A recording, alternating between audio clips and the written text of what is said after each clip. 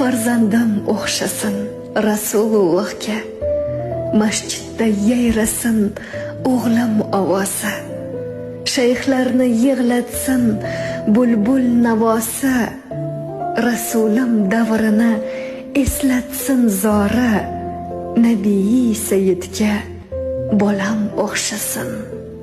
Onasi bo'layin shunday ummatni, Robbimdan so'rayman qori dilbandni. Muhammad Amin Ahmad farzandni, Amir al-Muminga bolam o'xshasin. Xulqi Qur'on bo'lsin va sunnatga xos, mo'min ummat bo'lsin nabiyimga mos. Hayotda orzuyam birgina xolos, farzandim o'xshasin Rasulullohga.